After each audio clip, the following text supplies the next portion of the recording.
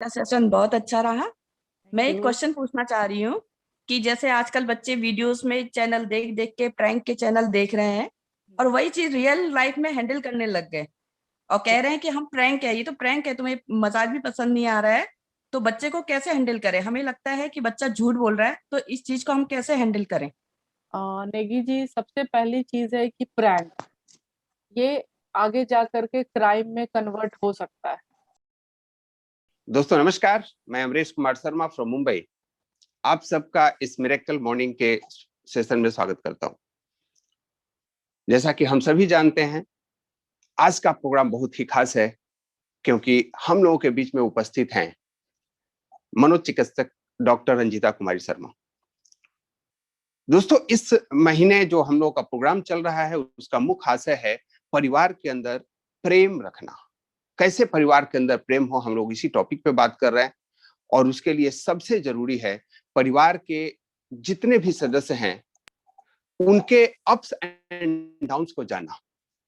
Yes, और ups and downs को जानने के लिए उनके शारीरिक जो परेशानियां हैं उसको जाने, उनको मानसिक परेशानियां हैं उसको जाने। और मानसिक परेशानियां को जितना बढ़िया तरीके से एक मनोचिकित्सक बता सकते हैं उतना हम लोग नहीं जानते। मैं आप लोगों को अपने जो गेस्ट स्पीकर हैं डॉक्टर रंजीता कुमारी शर्मा, उनका थोड़ा सा परिचय दे दूं। मैम एक फॉरेंसिक क्लिनिकल साइकोलॉजिस्ट हैं जो अभी as a senior scientific officer grade 1 in central forensic science laboratory CBI new Delhi में कार्यरत हैं। मैडम को 10 साल का एक्सपीरियंस है in the field of applied clinical and forensic psychology. A lifetime members भी हैं the Indian Science Congress Association के। गेस्ट लेक्चरर रह चुकी हैं सीबीआई में, NIA, IB, BPR, IND, CDTI as well as Delhi Police. Served on the post of research officer at N. Sinha Institute of Social Science, Patna. She has also served as capacity building assistant and counseling supervisor in GFATM project guided by TISS Mumbai at MMC Patna. She has served as counselor in Bihar State AIDS Control Society, NACO, or as well as she is a NCCC certificate holder. यानी एक युवा के सारे परिप्रेक्ष्य से madam अवगत हैं और आज हम लोगों को इस विषय में गाइड करने वाली। तो आप सबके वेलकम मैसेज के साथ मैं मैडम का स्वागत करता हूं। Ma'am, welcome to the session. Thank you so much. Thank you Amrish ji. Thank you very much Gronex family. I am very glad to join this platform. Friends, very good morning to all of you. First of all, आज के session को start करने से पहले मैं ईश्वर से प्रार्थना करती हूँ कि आप सभी का दिन शुभ हो। फ्रेंड्स, आज हम टीन एज के बढ़ती समस्याओं पे चर्चा करने वाले हैं, जो कि साइकोलॉजी के पॉइंट ऑफ व्यू से इसे एडोलसेंस फेज कहा जाता है। मॉडर्न एज में हम टीन एज कहते हैं। फ्रेंड्स, बीइंग अ साइकोलॉजिस्ट, मैं डॉक्टर रंजीता कुमारी, जहां तक मेरी समझ जाती है, मुझे लगता है कि not only teen age, every age is a problem. Am I right? आपको क्या लगता है? कृपया अपने कमेंट्स बॉक्स में डालें कि आपको क्या लगता है कि क्या सारा जो एवरी एज है क्या प्रॉब्लम है। जरूर अपनी राय डालेंगे, मैं उसको देखूंगी। यस, मैक्सिमम का कमेंट यस में आ रहा है। Thank you. So no no no, I am talking here, I am talking about ages, not age, not teenage, ages. Every ages like modern age, आज की समस्या है। अगर हम ब्रॉन्ज एज में चले जाएं, आयरन स्टेज में चले जाएं, स्टोन एज में चले जाएं, हर हर एज में कुछ ना कुछ प्रॉब्लम्स थी। But today is a computer age, जो कि बहुत ही ज्यादा हमें लगता है कि हम बहुत ही ज्यादा सफरर हैं। तो इन सारे सिचुएशन को देखते हुए जो कंप्यूटर एज में, मॉडर्न एज में जो प्रॉब्लम अराइज हो रही हैं, उस प्रॉब्लम्स को, जो टीन एज है, एडोलसेंट फेज है, क्या है, उस प्रॉब्लम से रिलेटेड आज हम डिस्कशन करेंगे। जब हम डेवलपमेंटल पॉइंट ऑफ व्यू से देखते हैं तो एडोलसेंट फेज को सबसे ज्यादा क्रूशियल फेज माना गया है, क्योंकि ह्यूमन बीइंग के लाइफ साइकिल में यह फेज हर पेरेंट्स के लिए हमेशा से चैलेंजिंग रहा। एडोलसेंस फेज में इसे हम आंधी तूफान की अवस्था भी कहते हैं, क्योंकि इसमें बहुत सारे मेंटल और फिजिकल चेंजेस देखे जाते हैं। और यही वो फेज है जहां एक बच्चा एक एडल्टहुड में एंटर करता है, अपने चाइल्डहुड को खत्म करता है और एडल्टहुड में एंटर करता है। दैट्स वाई ये जो ट्रांसफॉर्मेशन का फेज है, जैसे हम सभी जानते हैं कि हर एक नया चेंज कुछ काली रातें लाता है और उसके बाद ही हम कुछ नया सवेरा देखते हैं। तो देन ये फेज भी सेम इसी तरह से है। इस स्टेज को हमें घबराना नहीं है।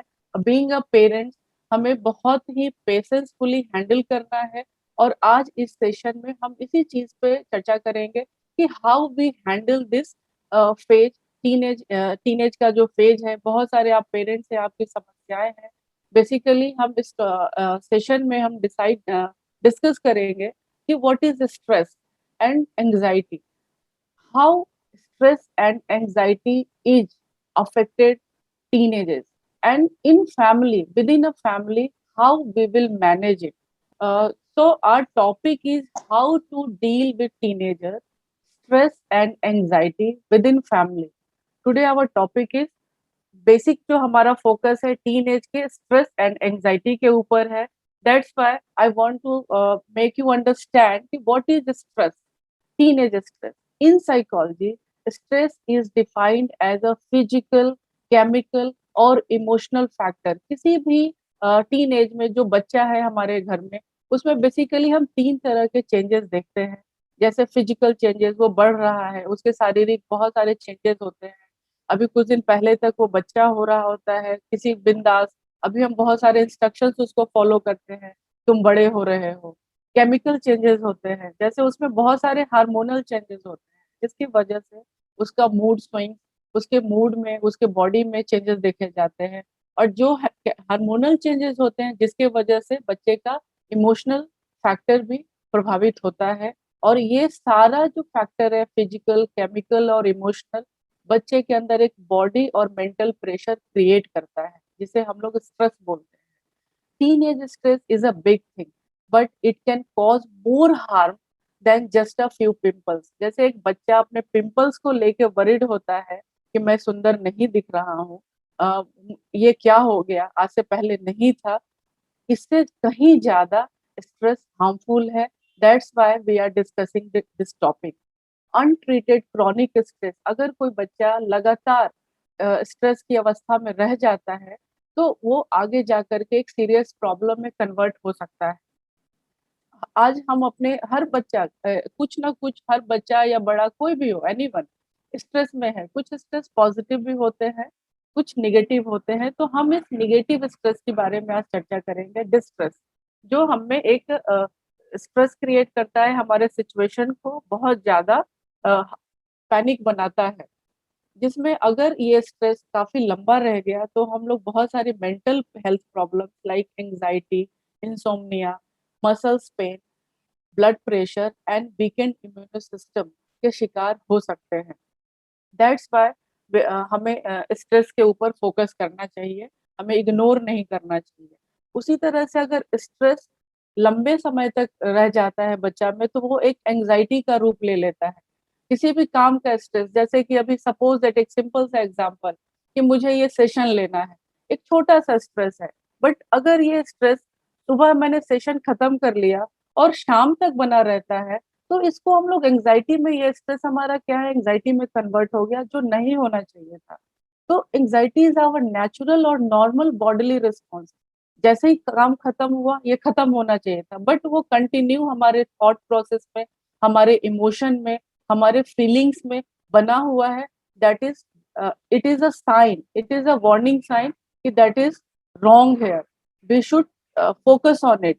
तो फिजिकल फीलिंग, जैसे बच्चा हमेशा आपको कंप्लेन करेगा कि पेट में ममोर हो रहा है, बॉडी उसकी शेक हो रही है, काफी वो डरा हुआ सा फील हो रहा है, हर चीज ओके है फिर भी उसको स्वेटिंग हो रही है, उसको फियर की अवस्था आ रही है। तो दैट, इन दैट केस आपको ध्यान देने की जरूरत है। वो एक उसके दिमाग में आता है कि अब क्या होगा, जैसे वो फियरफुल है, एक नेचुरल वे में वो रिस्पॉन्स नहीं कर पा रहा है। तो अगर हम अंडरस्टैंड करते हैं टीन के एंजाइटी को, जैसे first day of school, going to a job interview और giving a speech may cause the most people of feel fearful and nervous, but it is very common, आप भी जानते हैं। अगर ये फीलिंग ऑफ एंजाइटी एक्सट्रीम है, last for longer, अगर 6 महीना से ज्यादा रहता है, तो आपको ध्यान देने की जरूरत है, because it will interfere your life and you may have panic disorder, phobia, OCD, obsession compulsion disorder, depression, PTSD, वो ट्रॉमेटिक स्टेज में जा सकता है, सोशल एंजाइटी, बच्चा बाहर लोगों से डिस्कनेक्ट हो जाएगा, लोगों से इंटरेक्ट करने में काफी फियरफुल होता है। एंड सबसे ज्यादा बुरा तब होता है जब उसके माइंड में सुसाइडल थॉट्स आने लगते हैं, और कभी ये हैपन भी होता है, बच्चे सुसाइड अटेम्प्ट तक कर लेते हैं। तो कुछ वार्निंग साइंस हैं जो being a parent we should address, like panic attacks. अगर किसी बच्चा को एक केस में बाद में डिस्कस करूंगी अगर हमारे पास टाइम रहा तो, जैसे जो एडोलसेंट फेज के बच्चे होते हैं, बेसिकली उनमें अटेंशन सीकिंग बिहेवियर का पैटर्न ज्यादा देखा जाता है, बिकॉज बच्चा जब है, अभी वो बच्चा है, आप उस पर बहुत फोकस कर रहे थे, ये खा लो पी लो उठो बैठो, थोड़ा वो बड़ा हो रहा है, अब तुम बड़े हो गए हो, तुम्हें समझना चाहिए, तुम्हें अपना काम खुद करना चाहिए। तो दस दस इस तरह का जो स्टेटमेंट पेरेंट्स की तरफ से पास होता है, तो बच्चा उसको एडजस्ट नहीं कर पाता है, और उस सीन में just for the seek attention panic attacks उसको आते हैं, जो जो ड्यू टू एंजाइटी होता है। आप उसको डॉक्टर के पास ले गए, सारा नॉर्मल है टेस्ट, कुछ भी प्रॉब्लम नहीं है, सारे एमआरआई तक करा लिया, कुछ भी रिजल्ट बिल्कुल नॉर्मल है, फिर भी उसको अटैक्स आ रहा है, तो what is reason? Just you have to understand कि it may be cause of anxiety. तो आपको यहाँ पे असेसमेंट करना होगा कि what is the reason of anxiety, बच्चा आखिर क्यों इतना एंक्सियस है, तो आपको जानना चाहिए। अवॉइडेंस ऑफ प्लेसेस और सिचुएशन, वो अगर बाहर जाने से कट रहा है, आप उसको ले जाना चाहते हो, या वो बहुत फेमिलियर है उस प्लेस से, फिर भी वहां नहीं जाना चाह रहा है, तो it is also a warning sign. Obsessions और कंपल्सन, किसी थॉट्स को, किसी बिहेवियर को वो बार बार कर रहा है, इट मीन्स कि यू हैव टू फोकस। क्यों आखिर वो थॉट उसको बार बार क्यों आ रहे हैं, वो रिपीटेटिव थॉट्स क्यों आ रहे हैं? री एक्सपीरियंसिंग ऑफ ट्रॉमेटिक इवेंट, कुछ उसके एक्सपीरियंस हो गया है, स्कूल में कोई घटना हो गई है, पेरेंट्स ने डांट लगाया था, इसको 1 महीना हो गया है, बट स्टिल बच्चा जो है उस ट्रॉमेटिक पेज को याद करता है, और देन उसको साइकोलॉजिकल कुछ भी कंपल्सन्स होते हैं वो रिएक्ट कर रहा है।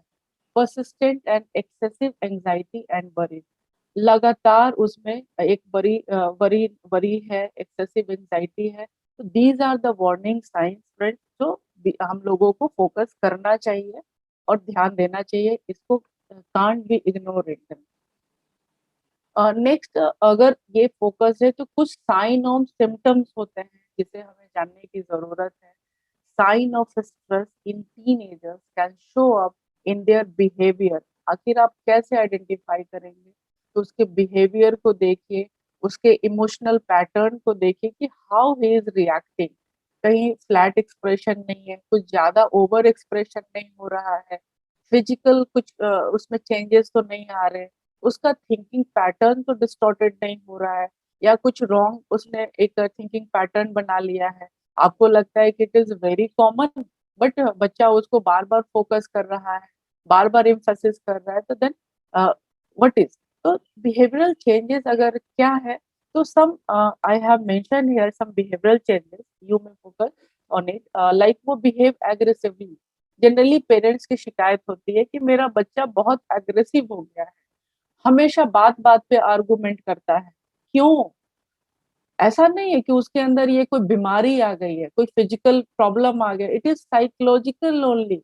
हम इसे उसके साइकोलॉजी को समझ के उसके प्रॉब्लम को दूर कर सकते हैं। not participating in activities they usually enjoys, refuse to go to school or not to as well at school। हमेशा स्कूल से वो भागना चाहेगा, ज्वाइन करना नहीं चाहता है, party function, family members, social gathering, always वो इग्नोर कर रहा है, ज्वाइन नहीं कर रहा है, हमेशा वो नर्वस दिख रहा है, एंक्सस दिख रहा है, जैसे ही आपने उसको कुछ बोला वो एकदम से नर्वस और एंक्सियस, बिल्कुल फ्लैट, उसका फेस जो है बिल्कुल फ्लैटन हो गया, आप समझ नहीं पा रहे हैं कि क्या हो गया, अभी घबरा जाते हैं कि पता नहीं कौन सी प्रॉब्लम हो गई है इसको।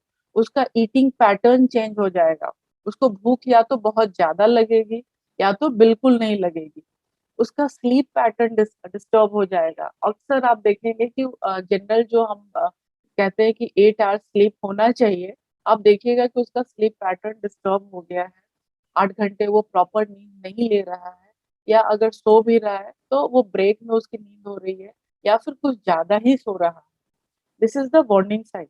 ड्रिंक मोर कैफीन प्रोडक्ट, वो कॉफी टी पे ज्यादा फोकस कर रहा है, ज्यादा इनटेक कर रहा है। और टेक ओवर द काउंटर, कभी कभी उसको जैसे मसल्स पेन वगैरह फिजिकल पेन की वो कंप्लेन करता है, तो वो पेन किलर्स पे ज्यादा फोकस करेगा, मुझे पेन किलर दे दो। कुछ बच्चे जब जैसे अभी मेट्रो सिटीज में ये भी चलन आ गया है कि बच्चे अल्कोहल तक यूज कर लेते हैं, घर में अवेलेबल है, बच्चे यूज कर रहे हैं। या पार्टी में नाइट आउट्स के लिए परमिशन ले लिया पेरेंट्स से, अल्कोहल यूज कर रहे हैं, ड्रग्स, सिगरेट, कभी कभी गैम्बलिंग में भी इंडल्ज हो जाते हैं। हमें लगता है बच्चा खेल रहा है, बट वो गैम्बलिंग में इंटर्ड है। तो इन सारे बिहेवियर पे हमें फोकस करना चाहिए।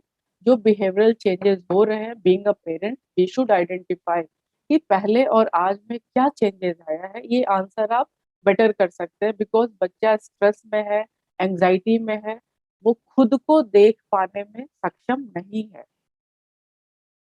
नेक्स्ट इमोशनल चेंजेस जब उस आएंगे उसमें, तो इमोशनल चेंजेस जैसे आते हैं, बच्चा मूडियल हो जाएगा, बिल्कुल क्रैंकी सा बिहेव करता है। समटाइम्स वो क्राइंग स्पेल्स होंगे, वो कोई बात नहीं है फिर भी वो रोने जैसा फील करा रहा है, वो उसको रोना आ रहा है।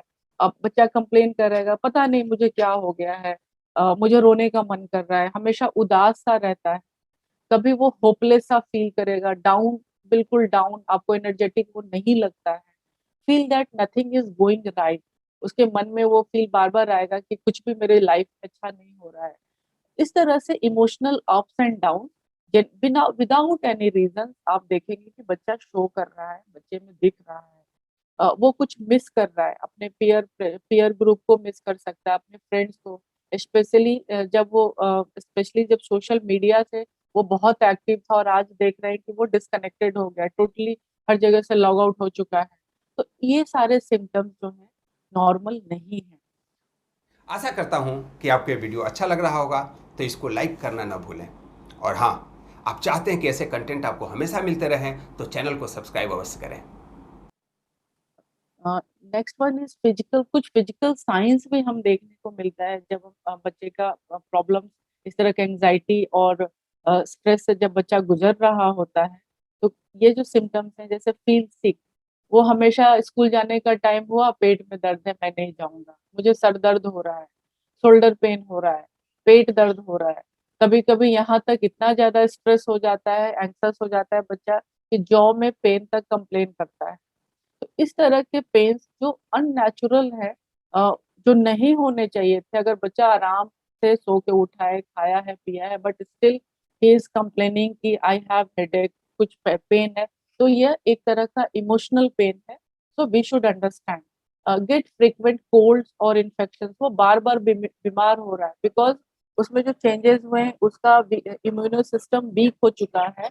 और आप देखिएगा कि हर महीने उसको एंटीबायोटिक की जरूरत पड़ रही है। क्यों? There is something wrong. सिर्फ उसको फिजिकल कॉम्प्लिकेशन जो एक डॉक्टर प्रिस्क्राइब करता है कि ठीक है, इसको फिजिकल दांत दर्द कर रहा है, हेडेक हो रहा है, दवाई दे दो। No, I have to understand, we have to understand कि व्हाट इज, क्या कोई साइकोलॉजिकल रीजंस तो नहीं है।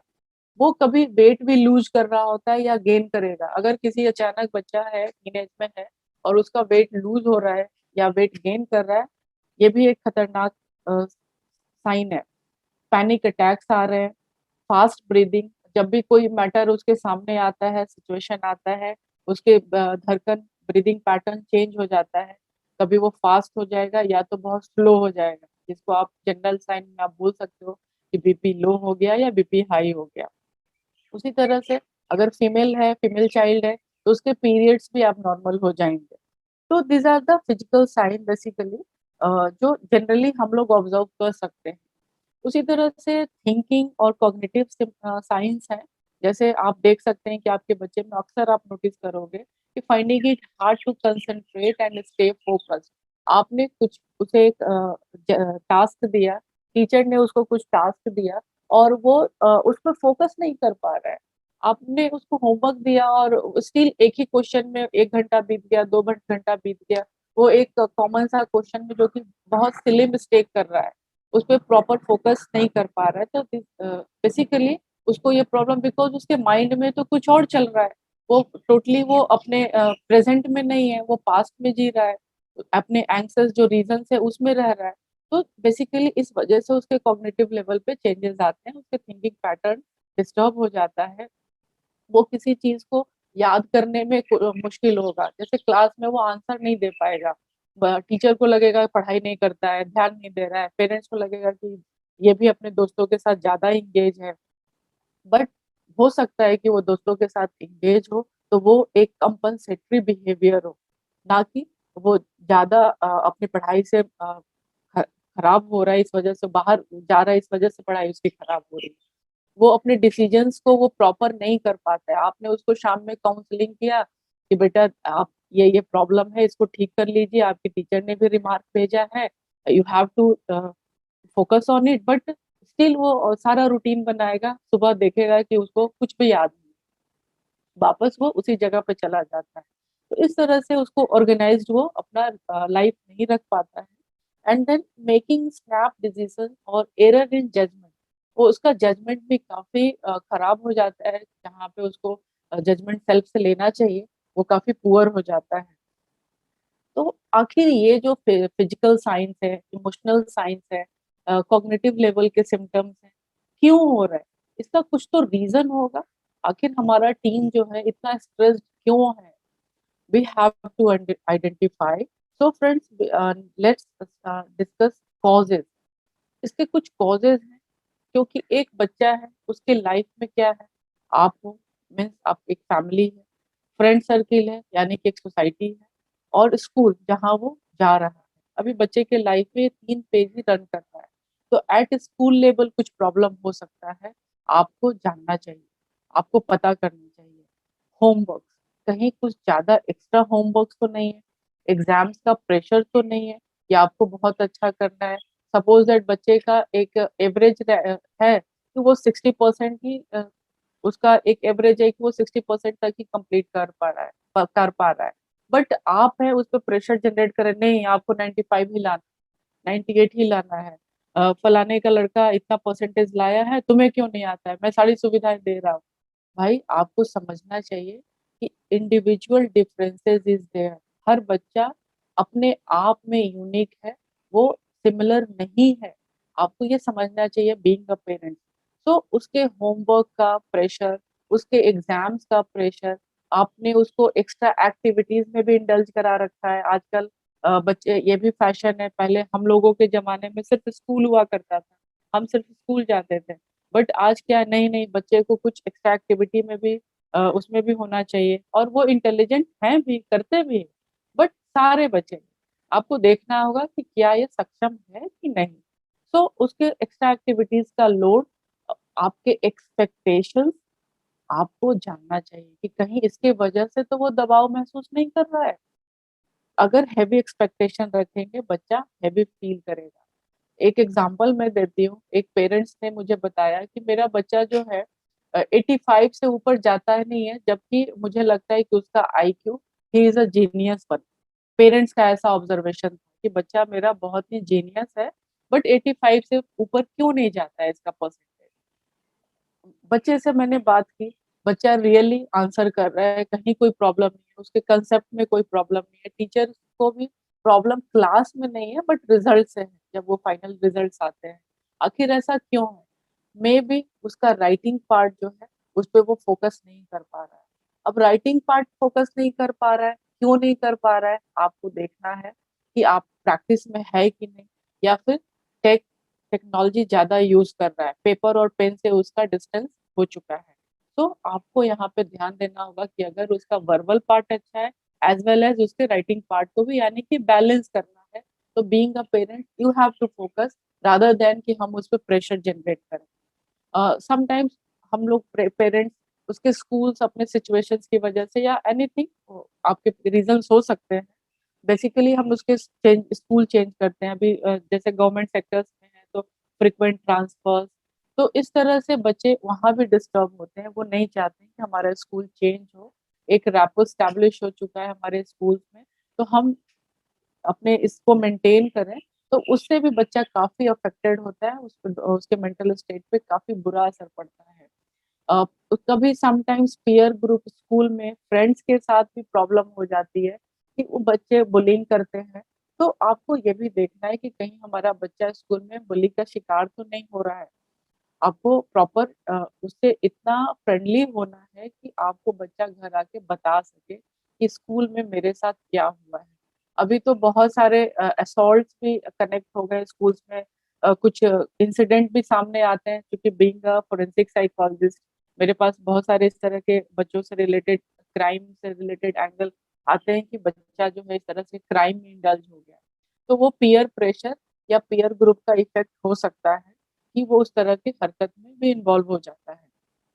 तो उसकी वजह से भी वो घर में काफी आपको परेशान दिखेगा। उसी तरह से अगर हम पर्सनल लेवल की बात करें कि आखिर पर्सनल लेवल भी कुछ कॉजेज हैं, तो चेंजेस इन देयर बॉडी, क्योंकि बच्चा ग्रोइंग है, उसके बॉडी में चेंजेस आ रहे हैं।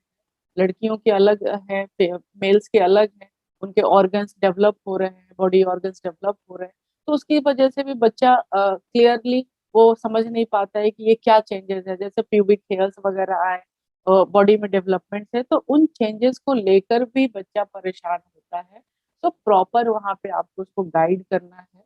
अ, लेकिन कब, जब आप कॉज पहचानेंगे तभी तो निगेटिव थॉट्स इस तरह से उसके अंदर आ जाता है। फीलिंग्स अपने लिए, मैं सुंदर नहीं दिख रहा हूँ, अगर पिंपल्स आ गया है, मेरी आंख छोटी है, मैं मोटा हूँ, मैं पतला हूँ, मैं हेल्दी नहीं हूँ, एनी काइंड ऑफ फिजिक्स से रिलेटेड या उसको बॉडी इमेज से रिलेटेड उसमें प्रॉब्लम, फीलिंग्स आ सकते हैं, बैड फीलिंग्स आ सकते हैं। कभी उसके फ्रेंड्स के साथ रिलेशन, बॉयफ्रेंड गर्लफ्रेंड, क्योंकि टीन एज में बहुत कॉमन है। अभी बच्चे इस तरह के भी प्रॉब्लम से काफी ज्यादा अफेक्टेड होते हैं कि मेरा किसी के साथ दोस्ती क्यों नहीं होता है। उस बच्चे का बड़ा जल्दी बहुत लोग दोस्त बन जाते हैं। तो कभी वो साई नेचर का है, क्योंकि जो बच्चे का एटीट्यूड है, उसकी पर्सनालिटी है, ये तो उसका खुद का है, उसमें हम चेंजेस नहीं कर सकते हैं। बट हम उसको डेवलप कर सकते हैं, क्योंकि वो जेनेटिक है, हेरिडिटिकल है, उसको हेरिडिटी से मिला है। हम बेसिक चेंज नहीं कर सकते उसको, बट उसके हम काउंसलिंग कर सकते हैं, पॉजिटिव काउंसलिंग कर सकते हैं। Life changes like school leaving, school college में जाना, कुछ नया जॉब मिलना या पुराना जॉब छूट जाना, ये सारे रीजन उसके पर्सनल लेवल पे हो सकते हैं। फैमिली लेवल में भी कुछ प्रॉब्लम्स होते हैं, जिससे बच्चा, आपको लगता है कि इससे बच्चा का क्या लेना देना, बट इंटरनली वो परेशान होता है। सेपरेशन और डिवोर्स ऑफ पेरेंट, ये बहुत बड़ा एक ड्रॉबैक है। अगर एक ऑर्गेनाइजेशन है हमारी फैमिली और वो ब्रेक होता है, तो सबसे ज्यादा बच्चा अफेक्टेड होता है। क्रॉनिक इलनेस, अगर बीमार है कोई फैमिली में जिससे वो बहुत ज्यादा लगाव फील करता है या उसके साथ वो रह रहा होता है, तो कंटिन्यूअसली उस सीवियर प्रॉब्लम की वजह से जो घर में एक डिस्कशन का माहौल होता है, उससे बच्चा अफेक्टेड होता है कि पता नहीं अब क्या होगा, मेरे मम्मी पापा बहुत परेशान हैं। अगर उसी में से किसी का डेथ हो गया, वो भी एक बहुत ट्रॉमेटिक एक्सपीरियंस होता है बच्चे के अंदर। ये भी हमें अपने घर के इन्वायरमेंट को भी बहुत टैक्टफुली हैंडल करना है कि कोई भी सिचुएशन किस तरह से हमें बच्चे के सामने प्रेजेंट करना है। फैमिली फाइनेंशियल प्रॉब्लम्स भी काफी इफेक्ट डालते हैं बच्चे के इमोशनल एस्पेक्ट को, और इस तरह से ये प्रॉब्लम उसमें क्रिएट करता है, उसमें भी स्ट्रेस और एंजाइटी को क्रिएट कर सकता है। देन इस तरह से अगर हम देखते हैं फ्रेंड्स, तो ये सारे कॉजेज हमने देखे, साइन ऑफ सिम्टम्स देखे। Then how to help a stressed और एंग्जियस टीनेजर, कैसे करेंगे? तो इसके लिए एक 5A फॉर्मूला है, बहुत ही इजी है। अ, हमें इस पर फोकस करना चाहिए। Accept, first one is accept. अगर हमारा बच्चा एंग्सियस है, स्ट्रेस्ड है, हमने रीजंस भी जान लिया, हमने सिम्टम्स भी पहचान लिया कि यस ही इज स्ट्रेस्ड, तो बाहर जब एक्सपर्ट ओपिनियन लेने से पहले थोड़ा हम घर में वर्कआउट कर सकते हैं, कहीं प्रॉब्लम सॉल्व हो जाए। एक्सेप्ट एग्जाम्पल, समटाइम्स अगर बच्चा कहता है कि मेरे पेरेंट्स अच्छे नहीं है, हमेशा वो झगड़ते रहते हैं, या वो उतने अप टू द मार्क नहीं है, मुझे अपने दोस्तों के बीच शर्म आता है, एनीथिंग, क्योंकि वो ग्रोइंग है, वो समझदार अभी नहीं है, हम उसे इतना मेच्योर वर्ड्स का एक्सपेक्टेशन नहीं रख सकते। बहुत ही कामली वी शुड एक्सेप्ट, हमें एक्सेप्ट करना चाहिए। और बच्चे को भी आप एक्सेप्ट करना सिखाइए कि बेटा, we can't change this structure, ये हम तुम्हारे माँ ही रहेंगे, हम तुम्हारे फादर ही रहेंगे, तुम हमारे बच्चे ही रहोगे। और उसको पॉजिटिवली हमें कैसे एक्सेप्ट कराना है, आप इस चीज को देखना होगा, आपको एक्सेप्ट आपको भी करना होगा और बच्चे को भी एक्सेप्टेंस सिखाना पड़ेगा, क्योंकि इस पॉइंट पे वो बहुत ज्यादा रिएक्ट करता है। स्कूल्स में मुझे याद है कि कुछ लड़कियां जैसे अपनी मदर को स्कूल ले जाना नहीं चाहती थी, क्यों? मेरी माँ अच्छी नहीं दिखती है, वो एक घरेलू महिला है। अब वहां पे वो वर्किंग वुमेन से कंपेयर कर रही है, उसको ये नहीं पता है कि जो हाउस में जो घरेलू महिलाएं हैं, उनकी अपनी इम्पोर्टेंस है, अपनी महत्व है। अभी तो आजकल अवेयरनेस बहुत ज्यादा बढ़ गया है, बच्चे भी समझते हैं। बट एक रीजन ये भी होता है कि बच्चे उस तरह से कटते हैं, तो क्यों कट रहे हैं आपको समझना चाहिए। बच्चे चाहते हैं कि आप अच्छे से रहें, और आप उस पॉइंट ऑफ व्यू से लगता है कि आप नहीं है, देन आपको वो रिजेक्ट करते हैं। Appreciate the work. बच्चा अगर कुछ अच्छा परसेंटेज लाता है, कुछ अच्छा करके आता है, तो आपको बच्चे के काम को अप्रिशिएट करना चाहिए, ना कि बच्चे को। आजकल हम क्या गलती करते हैं, हमारा बच्चा बहुत जीनियस है, हमारा बच्चा बहुत गॉड गिफ्टेड है, हमारा बच्चा बहुत सुंदर है, बहुत स्मार्ट है, मतलब उस बच्चे को आप इतना ज्यादा ओवर अप्रिशिएट कर देते हैं कि आपके लिए वो प्रॉब्लम हो जाता है। तो इस फेज में आप, अगर वो कुछ अच्छा करके आता है, तो उसको अप्रिशिएशन चाहिए, और उससे वहां से उसका मोरल और उसका कॉन्फिडेंस बिल्डअप होगा। बच्चा हमेशा चाहता है कि आप उसके काम को फोकस करें, अटेंशन दें। तो इस तरह से उसको इग्नोर नहीं करना है। जब कभी भी आपको कुछ अच्छा होता है, आपको अप्रिशिएट करना चाहिए। अगर आप अप्रिशिएट नहीं करेंगे, तो उस सेंस में धीरे धीरे क्या होता है, बच्चा आपसे कटने लगता है, क्योंकि उसको पता है कि मम्मा पापा या ब्रदर एंड सिस्टर उसको बचपन से प्यार देते आ रहे हैं, उसको अटेंशन देते आ रहे हैं, और अचानक से वो चीज ब्रेक होता है, उसको लगता है अरे ये तो हैंडल कर लेगा। नहीं, अभी वो एज है, अभी वो फेज है कि आपको अप्रिशिएट करना है। एडवेंचर, हम क्या है, हम अपने में बिजी हो जाते हैं, बच्चा अपने वर्कलोड में बिजी है, अपने स्कूल के रूटीन में, अपने एक्स्ट्रा एक्टिविटी में बिजी है। उस सेंस में आपका शिकायत होता है कि बहुत ज्यादा गेम खेलता है, बहुत ज्यादा बच्चा बाहर से इंटरेक्ट कर रहा है, पीयर फ्रेंड्स के साथ ज्यादा रहता है। क्यों? व्हाट इज द रीजन, क्यों ऐसा कर रहा है?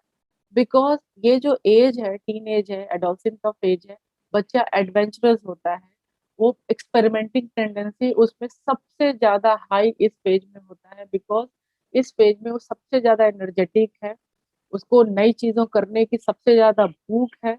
वो उसको अभी अभी वो जैसे फील होता है कि अभी क्या है, पेरेंट्स उसको कैरी कर रहे थे, पेरेंट्स उसको सपोर्ट दे रहे थे, अभी उसको इस फेज में लगता है कि वो क्रच से बाहर निकला, वो बैसाखी को छोड़ के खुद से चलना चाहता है, और कहता है नहीं।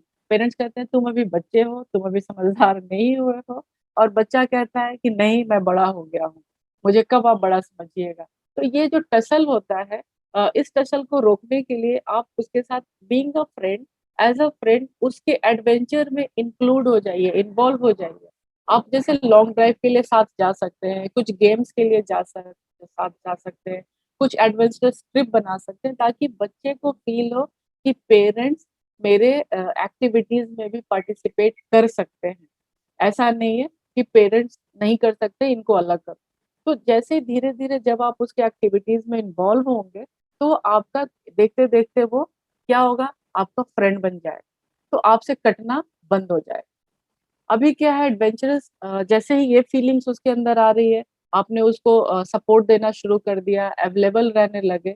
अभी फिर भी प्रॉब्लम समटाइम्स आता है, तो क्या है कि हम एज अ सजेशंस देने लगते हैं, एडवाइस देने लगते हैं उसको एज अ अथॉरिटी के रूप में। नहीं, समटाइम्स बच्चा को लगता है कि अरे पेरेंट्स मेरे समझदार नहीं है, उनको क्या पता, आज की बात है। ये थॉट्स आते हैं। तो उस केस में जैसे घर की मुर्गी दाल बराबर, वो आपको वैल्यू नहीं दे रहा है, तो इस केस में आप कोई भी जो इन्फ्लुएंशियल पर्सन है आपके लाइफ में या बच्चे की लाइफ में, आप वहाँ उसकी सहायता ले सकते हैं। उसके टीचर्स सबसे बेस्ट ऑप्शन है, क्योंकि टीचर का बात बच्चा बहुत मानता है। कोई ग्रैंड पेरेंट्स जिनसे उनकी ट्यूनिंग अच्छी है, कोई फ्रेंड्स आपके, रिलेटिव, नेबर्स, कोई भी हो सकता है, एनीवन। आप उनसे हेल्प लेने में बिल्कुल मत हिचकिए। आप उनसे एडवाइस बच्चे को दिलवा सकते हैं, लेकिन हाँ, ये ध्यान देना है कि जिस पे बच्चा ट्रस्ट करता हो। ये नहीं कि किसी भी पर्सन को आप उसके सामने खड़ा कर देंगे तो उसको लगेगा कि मेरे पेरेंट्स मुझ पे ट्रस्ट नहीं करते हैं, और फिर वहां से आप डिस्टेंस मेंटेन करना शुरू करेगा, एक निगेटिव फीलिंग में आपके प्रति आ जाएगा। नेक्स्ट वन, जो फिफ्थ हमारा फॉर्मूला का फिफ्थ ए है, वो है आस्क। हम क्या करते हैं, बच्चे पे अपने ओपिनियन डाल देते हैं, आपको यही करना। नो, हम ओपिनियन डालने की वजह से हम उससे पूछे कि दिस इज द ऑप्शन, क्या ये ऑप्शन तुम्हारे लिए सुटेबल है, क्या इसको तुम फॉलो कर सकते हो। इस तरह से उसमें हम उसको पूछे। बच्चा, जब हमें बच्चे से पूछते हैं डायरेक्ट एडवाइस ना दे करके, उनके जो आपके ऑप्शंस है, आपने जो उसके सामने एडवाइस या ऑप्शंस रखा है, वो निगेटिव भी नहीं होना चाहिए, अफर्मेटिव वे में होना चाहिए, पॉजिटिव वे में होना चाहिए, जो भी ऑप्शंस आप रख रहे हैं। तो ताकि बच्चे को ये ना लगे कि मुझे चूज करने के लिए कहा जा रहा है। तो पिक एंड चूज में भी वो काफी कॉन्फ्लिक्ट के सिचुएशन में जाएगा। तो हमें उसको कॉन्फ्लिक्ट में नहीं डालना है, बहुत इजी गोइंग होकर के। जैसे आप उसको बोल सकते हैं कि अभी तक तुम पढ़े नहीं हो, तो कितने बजे पढ़ने बैठोगे। वो खुद बताएगा, 5 बजे बैठूंगा, 4 बजे बैठूंगा। रादर देन कि आप उसे बोले अभी तक तुम पढ़े नहीं, कब पढ़ते हो कि नहीं।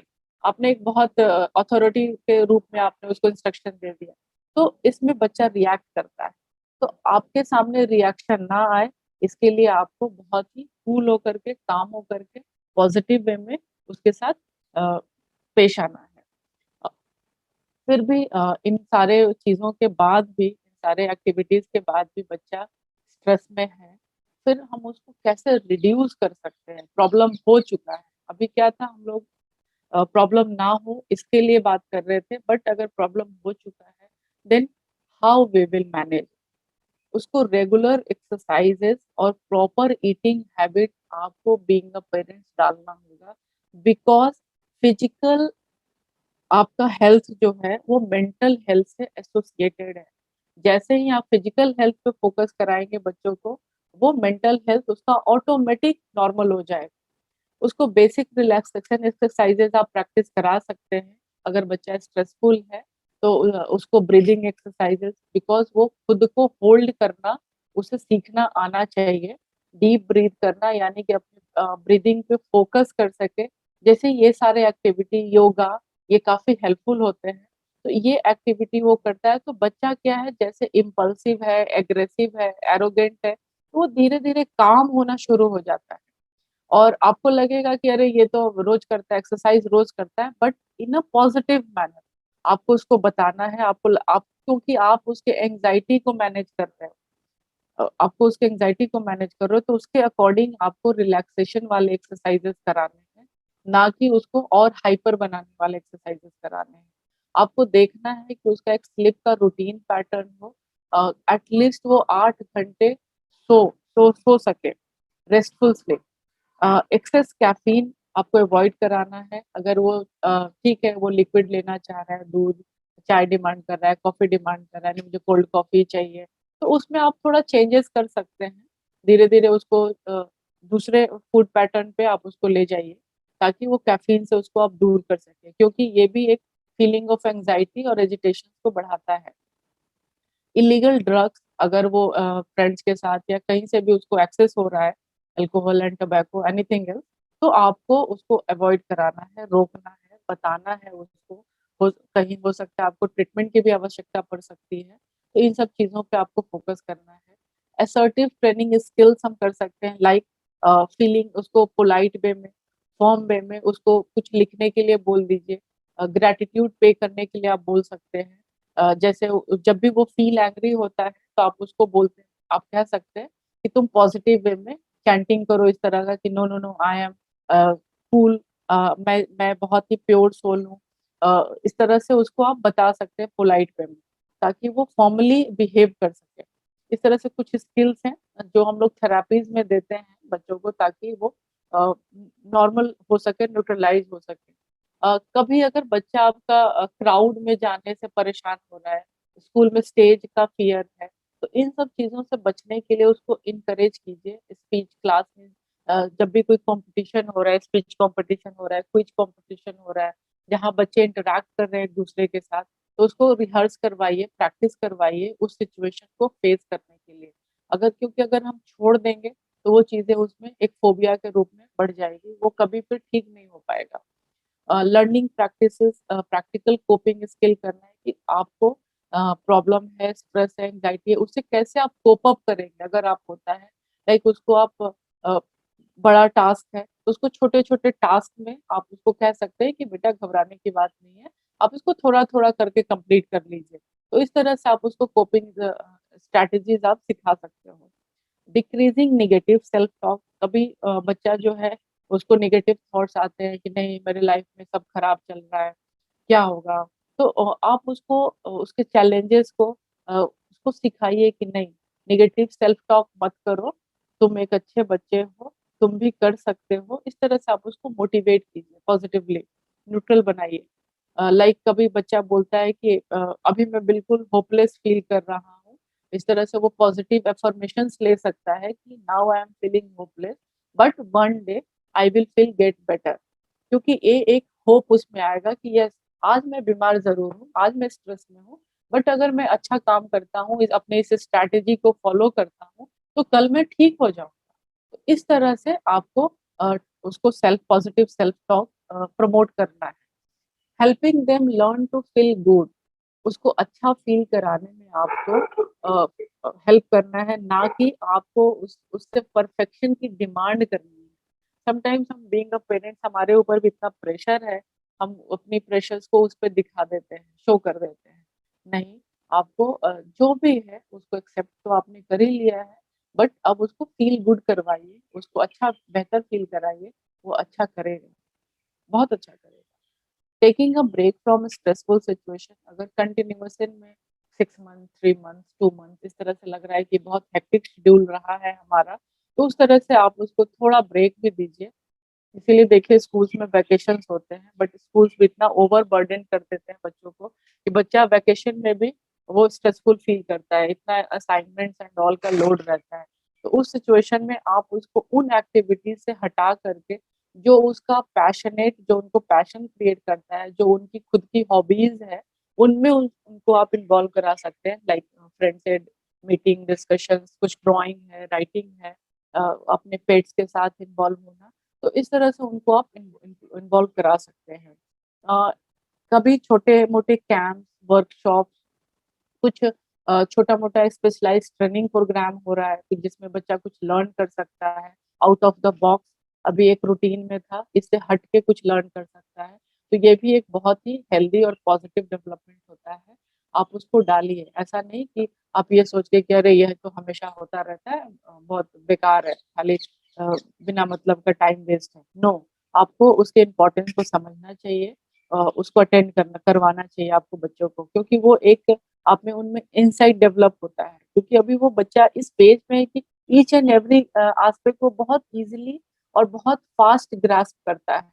आप अपने बच्चे को फाइनली इनकरेज कीजिए कि तुम क्या फील कर रहे हो, एटलीस्ट यू शुड टेल, हमें बताओ अपने इमोशंस को, कैसा फील कर रहे हो। समटाइम्स बच्चा कभी लगता है कि पता नहीं मुझे पेरेंट्स समझेंगे नहीं समझेंगे, या मैं इतना गुड और बैड का पार्ट हम मोरलिस्टिक वे में पढ़ा चुके होते हैं कि बच्चा अपनी फीलिंग को नहीं बता पाता है, उसको लगता है कि ये गलत है, मेरे पेरेंट्स मुझे जज करेंगे, तो इस वजह से भी वो बता नहीं पाता है। तो उसको आपको मोटिवेट करना है, इनकरेज करना है कि आप अपने फीलिंग्स को शेयर कीजिए। कभी भी बच्चे को फोर्स मत कीजिए कि आप जो वो नहीं करना चाहता है, आप फोर्स मत कीजिए कि तुम वो करो। अब सपोज दैट हम एक बहुत ही कॉमन हमारे यहाँ बना हुआ है कि सुबह उठ के पढ़ना चाहिए, एक सिंपल सा एग्जांपल है। अगर आपका बच्चा लेट नाइट पढ़ना चाह रहा है कि नहीं, मुझे रात में ज्यादा ज्यादा कामनेस फील होता है। तो just you have to understand कि ये रात में क्यों प्रेफर कर रहा है भाई, इसका साइकिल क्या है। बहुत आपने प्रयास कर लिया कि ये मॉर्निंग में नहीं उठ पा रहा है, तो आपको रिएक्टिव नहीं होना है। ठीक है, उसको रात में पढ़ने दीजिए, मॉर्निंग में सोने ले दीजिए। थोड़ा सा आपको बच्चे के एटीट्यूड के साथ, बच्चे के जो उसका अपना ओन साइकोलॉजी है उसके साथ आपको एडजस्ट करना पड़ेगा। आप फोर्सफुली हैंडल मत कीजिए, कहने का मतलब है उसके पॉजिटिव एस्पेक्ट को हमेशा स्ट्रेंथेन करते रहिए। अगर वो रात में पढ़ के अच्छा कर रहा है, कोई और प्रॉब्लम फील नहीं कर रहा है, ठीक है, नो इशू। कभी बच्चे को क्रिटिसाइज मत कीजिए उसके सामने, तुम ऐसे हो, तुम वैसे हो। कंपेयर मत कीजिए किसी दूसरे बच्चे से। ये एक बहुत ही गंदा इफेक्ट आता है, बच्चे बच्चे में गिल्ट फीलिंग डेवलप होती है, जो कि एक बहुत ही बुरा इम्पैक्ट होता है होल लाइफ के लिए। कभी भी कंपेयर मत कीजिए, उसको बताइए यू आर यूनिक चाइल्ड, तुम्हारे अपने स्ट्रेंथ है, अपने वीकनेसेस हैं, जिसपे तुम्हें काम करना है। उसको आउटडोर, अभी आज के फेज में, अभी ठीक है, अभी कोरोना पीरियड चल रहा है, बट ऐसे भी उसको आउटडोर स्पोर्ट्स के लिए हमें प्रमोट करना चाहिए, ताकि स्क्रीन से या टेक से वो दूर हो सके, थोड़ा टाइम वो कट कर सके। अभी नहीं है तो हम इंडोर गेम्स ही, मतलब स्क्रीन से हट के कोई गेम्स हम उसके साथ प्ले कर सकते हैं, जिसमें हम सारे फैमिली मेंबर्स इन्वॉल्व हो सकते हैं। तो be friendly and spend quality time with your child. ये नहीं कि आपने इंस्ट्रक्शन दे दिया और हम कहीं और एंगेज हो गए। इसका इफेक्ट आपको आपके रिजल्ट में मिलेगा अगर आप ऐसा करते हैं तो। नो, जो बच्चे फुल्ली डिवोटेड हैं, पेरेंट्स फुल्ली डिवोटेड हैं, वो बच्चा केयर्ड है, दिखता है, आपको दिखेगा कि बच्चा केयर्ड है। रिड्यूस योर ओन स्ट्रेस, आपको भी अपना स्ट्रेस लेवल रिड्यूस करना है, क्योंकि ये इम्पैक्ट आप बच्चे पे डाल रहे हैं। अगर आप परेशान हैं, बच्चा आपको ऑब्जर्व कर रहा है कि हमारे पेरेंट्स परेशान हैं, हमें जो है वो फिर आपको देख के परेशान हो जाता है। वो काफी अभी बहुत ही इमोशनल है। तो आपको समझना चाहिए कि मुझे अपने स्ट्रेस को भी मैनेज करना है, खुद को भी खुश रखना है, बीइंग अ पेरेंट। इस तरह से जो हमारे इन सारी चीजों को आप ध्यान रख करके बच्चों इस अपने बच्चों के स्ट्रेस को, एंजाइटी को समझ करके उसको हैंडल कर सकते हैं।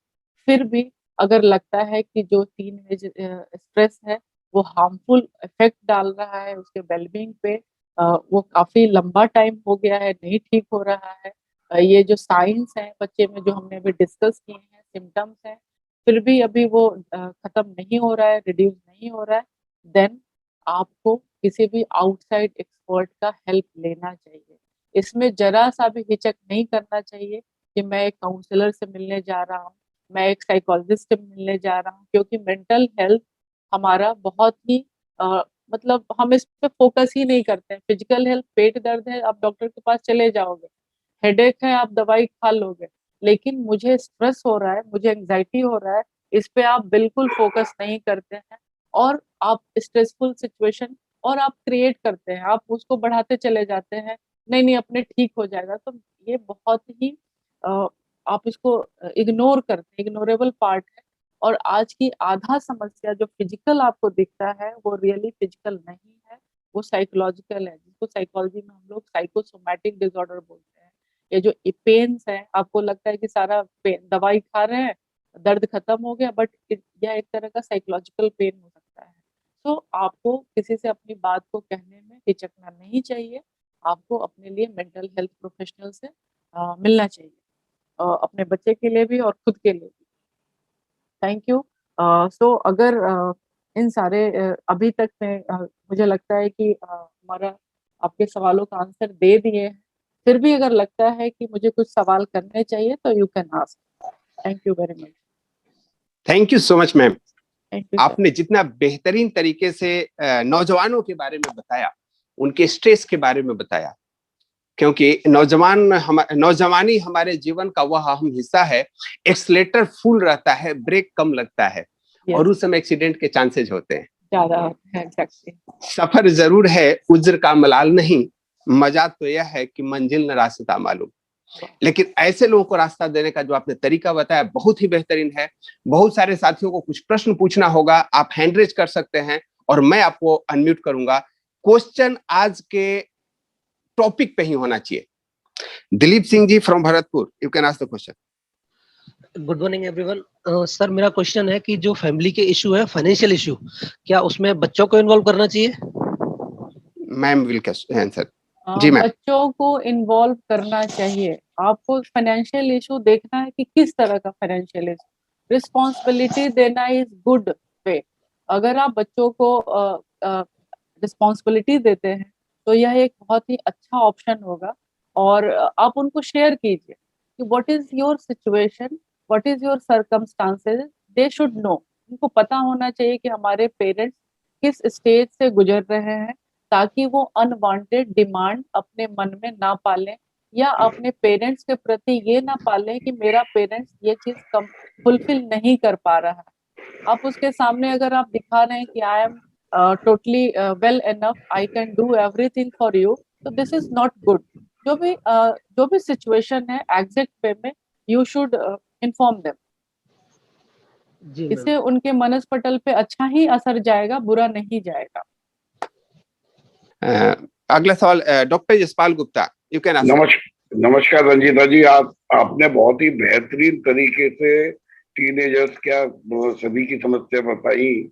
मैं भी एक 68 साल का नौजवान हूँ, और कुछ सवाल जो आपने बताए हैं वो रियली वो हेल्थ के इश्यू से भी बहुत जरूरी है। सवाल मेरा एक नहीं 2-3 है, लेकिन मैं केवल एक सवाल पूछूंगा कि किसी भी परिवार में जब माँ बाप कम पढ़े लिखे हैं, थोड़े से कम पढ़े लिखे हैं, और बच्चा जो है पढ़ जाता है थोड़ा सा, उसके बाद वो उसका बिहेवियर कुछ चेंज होने लगता है, उसके बारे में अगर कोई, और घर में फाइनेंशियल पोजीशन भी खराब है, तो बच्चा जो है उसको कैसे उसको डील करें कि वो अपने माता पिता का या कोई फाइनेंशियल प्रॉब्लम है उसमें किस तरह से उसको समझाएं, क्योंकि बाहर का असर बहुत होने लगा ये आजकल भी ये सब। मैं समझ गई सर अभी कि वो बाहर के इफेक्ट में ज्यादा है और घर के प्रॉब्लम्स को वो नहीं समझ पा रहा है। तो इस सिचुएशन में हम बच्चे के साथ कैसे बच्चे को हैंडल करें? सर सबसे पहले हमारा एक्सपेक्टेशन कि बच्चा मुझे समझे, दिस इज वन साइड। अभी हम यही एक्सपेक्ट कर रहे हैं कि बच्चा मुझे समझे। आप सबसे पहली जरूरत है घर की माहौल के बारे में जो हमने बात किया कि हमें पॉजिटिव वे में लेना है। बच्चा ग्रो कर रहा है, जितना बेहतर इन्वायरमेंट हम घर में देंगे उसको, बच्चा उतने बेहतर ढंग से ग्रो करेगा। अभी वो मैच्योर नहीं हुआ है, हमें एक्सपेक्टेशन नहीं रखना चाहिए कि ही शुड अंडरस्टैंड, बट हमें उसको अंडरस्टैंड करने लायक बनाना है। हम चाहते हैं, सबसे पहले आपको देखना होगा कि हम क्या चाह रहे हैं। वो मेरे जैसा बने, आप जिस पेज को समझ रहे हैं, जिसमें आप गुजर रहे हैं, क्या आप चाहते हैं कि वो आपके जैसा बने, या आपको लगता है कि कहीं ये मेरे तरह का ना बने, ये किसी दूसरे के तरीके का ना बन जाए? तो ये आपकी अपनी प्रॉब्लम है, ये आपसे पर्सनल रिलेटेड प्रॉब्लम है कि आप बच्चे को खुद में इन्वॉल्व कराना चाह रहे हैं। नो, थोड़ा सा मैं यहाँ पे आपको गाइड करना चाहूंगी कि बच्चा अपनी आइडेंटिटी, अपनी पर्सपेक्टिव को लेकर के पैदा हुआ है। आप उसको कभी भी ये दबाव मत डालिए कि तुम मुझे और मेरे घर को समझो। सिचुएशन से जैसे ही आप उसको पॉजिटिव साइकोलॉजिकल हेल्थ की तरफ आप ध्यान देते हैं, तो वो ऑटोमेटिक अंडरस्टैंड हो जाता है। जैसा कि पहला क्वेश्चन किसी पार्टिसिपेंट्स ने पूछा था कि क्या हमें फाइनेंशियल इश्यूज डिस्कस करने चाहिए बच्चों से, क्योंकि पेरेंट्स वही परेशान होता है कि हम फुलफिल नहीं कर पा रहे हैं। बच्चा डिमांड कर रहा है कि मुझे PS4 खरीदो और I am unable to purchase it. कैसे अब ये गैप कैसे खत्म करें? आप उसको समझाइए कि क्या तुम्हारी ये जरूरत है, क्या हम इस लायक है। तो जैसे ही आप उसको रियलिटी से उसको ऑब्जर्व कराएंगे, रियलिटी परसेप्शन कराएंगे, तो बच्चा ऑटोमेटिक उस चीज से कटने लगेगा। हीरा नेगी जी, आप अपना क्वेश्चन पूछ सकते हैं। Heera Negi. Hello sir, good morning. Madam good morning. Good morning. आज का सेशन बहुत अच्छा रहा। मैं एक क्वेश्चन पूछना चाह रही हूँ कि जैसे आजकल बच्चे वीडियोस में चैनल देख देख के प्रैंक के चैनल देख रहे हैं और वही चीज रियल लाइफ में हैंडल करने लग गए और कह रहे हैं कि हम प्रैंक है, ये तो प्रैंक है, तुम्हें मजाक भी पसंद नहीं आ रहा है, तो बच्चे को कैसे हैंडल करें? हमें लगता है कि बच्चा झूठ बोल रहा है, तो इस चीज को हम कैसे हैंडल करें? नेगी जी, सबसे पहली चीज है कि प्रैंक ये आगे जा करके क्राइम में कन्वर्ट हो सकता है। आज वो छोटी सी प्रैंक कर रहा है, कल कन्वर्ट हो सकता है। तो ये टोटली उसके पर्सनालिटी से रिलेटेड इशू है। आपको देखना चाहिए कि वो आखिर प्रैंक क्यों कर रहा है, मजे ले रहा है, दूसरे को परेशान कर रहा है, तो इस तरह की एक्टिविटी में वो क्यों इन्वॉल्व है। तो ये जो एंटी सोशल बिहेवियर वो कर रहा है, अगर सामने आएगा तो क्या इफेक्ट आएगा, बच्चे को आप समझाइए, उसके इफेक्ट के बारे में बताइए, बेटा इस तरह से चीजों के शिकार आप हो सकते हो। तो अगर वो नहीं समझता है, फिर हमें थोड़ा इस पे एक्सपर्ट ओपिनियन की बात करने की बात थी कि आखिर वो ऐसा क्यों कर रहा है। उसके पास खाली टाइम है, उस टाइम को फुलफिल कर रहा है, या उसको पता नहीं वो वहां पे एक प्लेजर सीख कर रहा है। तो गलत डायरेक्शन में हम प्लेजर क्यों सीख कर रहे हैं, तो उस आपको पहचानना होगा उसके रीजंस को। कि आप ये आसानी से आप देख पा रही हैं कि यूट्यूब से सीख लिया, बट कहीं ना कहीं वो उससे प्रभावित हुआ है, उससे गाइडेड हुआ है। तो ये आखिर उसी चीज से गाइडेड क्यों हुआ है, किसी ने उसको सजेशन दिया। तो इसके अंदर वो एक पर्सनालिटी का नया आयाम जो डेवलप हो रहा है, आपको उस पर वर्क करने की जरूरत होगी। वो बताने से नहीं, उसकी जरूरत को, उसके सिचुएशन को आपको एसेस करना पड़ेगा। इसीलिए कहा गया है कि बी फ्रेंडली। जब आप बच्चों के साथ फ्रेंडली होते हैं, बच्चों के साथ आप क्वालिटी ऑफ टाइम स्पेंड करते हैं, तो बच्चों की नीड को आप बेहतर समझ सकते हैं। सपोज दैट अभी एडवेंचर की एक बात हमने कही थी 5A फॉर्मूला में। तो बच्चों को अगर एडवेंचर पसंद है तो वो बाहर जाएगा ही जाए, वो घर में नहीं रुक पाएगा। अगर आप बच्चे के साथ इन्वॉल्व हैं, टाइम देते हैं, तो आपको आप समझ पाते हैं कि अरे बच्चा सिर्फ दोस्तों के चक्कर में नहीं जाता है, बच्चा उसकी खुद की अपनी विलिंगनेस है, वो एडवेंचर सीख करना चाहता है, उसको फुलफिलमेंट चाहता है। और जब तक उसके उस अर्ज को फुलफिल नहीं करेंगे, बच्चा दूसरी एक्टिविटी में इन्वॉल्व हो जाएगा। तो आपको उसके अर्ज को पहचानना है, उसको उसके इमोशंस को चैनलाइज करना है। ये सिर्फ ये मत कंक्लूड कीजिए कि यूट्यूब से सीख लिया और करने लगा। क्यों कर रहा है, उसके पीछे उसका मोटिव क्या है, आप इसको पहचानिए, एसेस कीजिए। Okay ma'am, thank you ma'am. Anil Yadav ji, you can ask your question. Thank you sir. Ma'am मेरा क्वेश्चन है, मेरा my grandson is 8 years old and we Okay. are observing symptoms of teenagers in him. His parents are firing for everything. Now he is attached with grandparents, but his parents don't like this. What to do now? Okay, means grand parents के साथ बच्चा ज्यादा attach हो रहा है, ये क्यों जी attach madam. बढ़ रही है? पेरेंट्स क्या अवेलेबल नहीं है? नहीं, पेरेंट्स अवेलेबल है पर पेरेंट्स नहीं चाहते कि वो ग्रैंड पेरेंट्स से ज्यादा अटैच हो। तो ये उनको प्रॉब्लम लगता तो है कि पेरेंट्स का है ना, ये पेरेंट्स मैडम का उनको प्रॉब्लम है। पेरेंट्स को लगता है कि वो ग्रैंड पेरेंट्स के से अटैच रहेगा तो वो बिगड़ जाएगा, क्योंकि वो हाँ, ज्यादा लाड़ तो प्यार करेंगे। ये इसमें किसके थॉट का प्रॉब्लम है? पेरेंट्स के थॉट का प्रॉब्लम है कि पेरेंट्स के व्हाई तौर ही पे। इज और she is understanding like this, कि या वो पेरेंट्स के ग्रैंड पेरेंट्स के साथ बहक जाएगा। वो ग्रैंड जी पेरेंट्स के साथ क्या बहक रहा है, उस इशू पे उनको बताना चाहिए कि आखिर क्या बुराई है। तो ये जी पेरेंट्स के कॉग्निटिव रीस्ट्रक्चरिंग का इशू है, ना कि बच्चे का। जी जी इसमें बच्चे की गलती नहीं है, उसको बच्चे को जहां प्यार मिल रहा है, जहां स्पेस मिल रहा है, वो वहां एंटर जी कर रहा है। बट पेरेंट्स जी। नहीं चाहते हैं, तो ये पेरेंट्स से पूछिए कि व्हाई यू डोंट वांट। नहीं, उनको ये लगता है मैडम कि ये इनके ग्रैंड पेरेंट्स के लाड़ प्यार में बिगड़ जाएगा, ये इसकी नहीं हर है ना, डिमांड तो पूरी उसको करेंगे। इट मीन्स कि बच्चे को वो प्रॉपर रूटीन नहीं फॉलो करा रहे हैं, तब तो उनको फियर है कि अगला उनको उसको बहका देगा, जी जी है ना। अगर जी हम अपने काम में फुल्ली डिवोटेड है, तो कोई कुछ भी जी आ जाए कर ले, क्या बिगाड़ लेगा, जी जी है ना। और जी ग्रैंड पेरेंट्स को भी उनको एज अ फैमिली मेंबर उनको ट्रीट करना चाहिए, क्योंकि ग्रैंड पेरेंट्स भी हमारे पिलर है।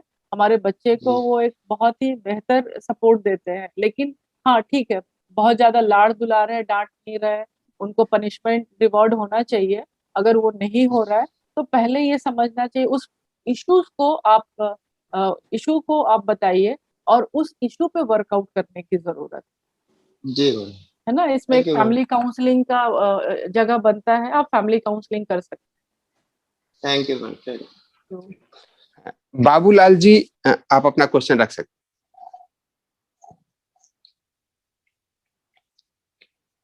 बाबूलाल जी, आप अनम्यूट हो जाइए।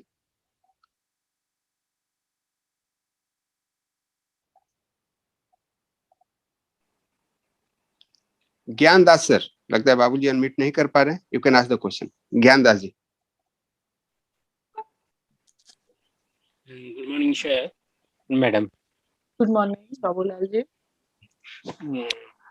मैडम, मेरा बेटी एक्चुअली थोड़ा बात बात में इनका गुस्सा आ रहा है मदर साइड में, और ये हमारा जितना कंस्ट्रक्टिव एडवाइस कि अर्ली सोना और अर्ली राइज करना, ये सब जितना एडवाइस उनका ऊपर उतना असर नहीं पड़ता है। इसका कारण कैसा इनको हैंडल करो? सबसे पहले मैं पूछना चाहूंगी कि मदरली साइड मीन्स क्या? माँ गुस्सा कर रही है या माँ के ऊपर बच्चा गुस्सा करता है? अभी भी वो चाहता है थोड़ा पढ़ाई के साथ में मेरा साथ थोड़ा कोऑपरेशन करो, मेरा को हेल्प करो, साइड बाय साइड कुछ लर्निंग भी करो घर का काम में, तो वो गुस्सा हो जाता है बच्चा। मैं आपकी सवाल एक्चुअली थोड़ा सा और क्लियर कीजिए बाबूलाल जी, कि माँ चाहती है कि बच्चा कोऑपरेट करे या बच्चा चाहता है कि कोऑपरेट करे? माँ चाहता है। अच्छा, तो माँ क्या चाह रही है कि बच्चा, एक बार फिर से क्लियर कीजिए, माँ क्या चाहती है? साथ ही साथ भी घर का काम में कोऑपरेशन। अच्छा, पढ़ाई के साथ साथ घर का भी काम में कोऑपरेट करे, ये माँ की एक्सपेक्टेशंस है। यस। हाँ, बच्चे का एज क्या है? 16 है। 15 साल की है। और बच्चा घर का काम में बिल्कुल इंटरेस्ट नहीं ले रहा है?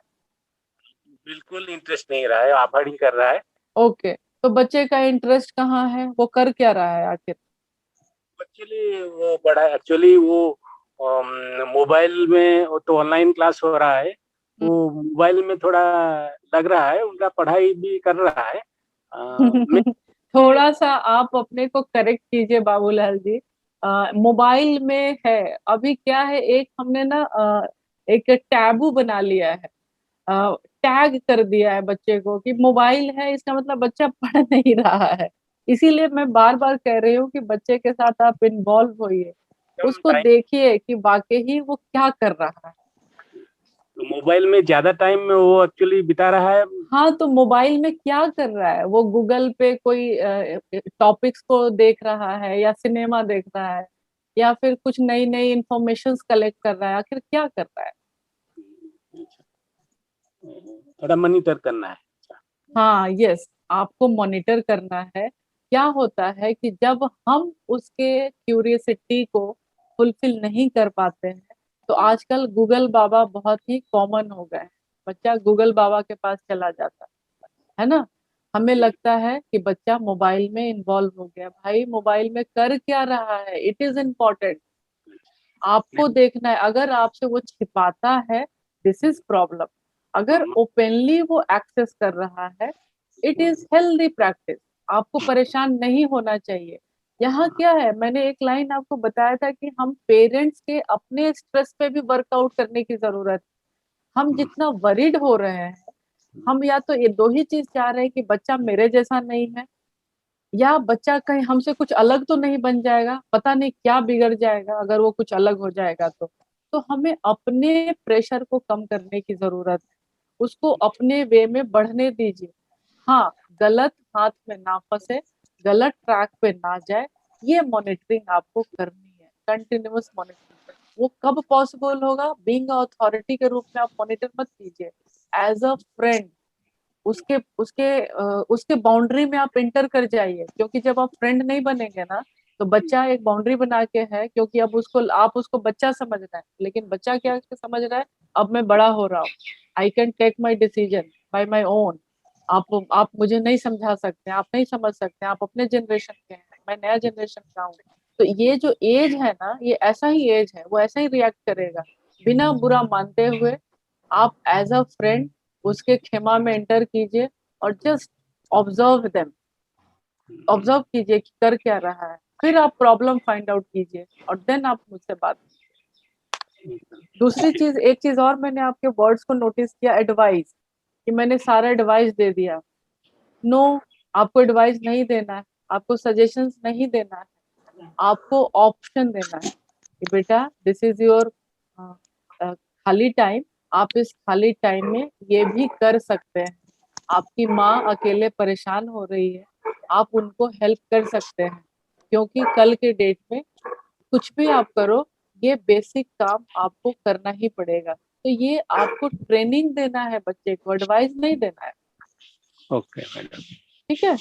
Okay ma'am, thank you. Thank you, thank you, thank you so much ma'am. और Thank you, मैंने sir. आपका बहुत सारा समय लिया एंड पूरे टीम की तरफ से, पूरे एनआईसी की तरफ से बहुत बहुत धन्यवाद आपका। आपने सबके क्वेश्चनों का जवाब दिया और सारे के सारे लोग लाभान्वित हुए। Thank you so much everybody for joining this session. Thank you everyone. Good day.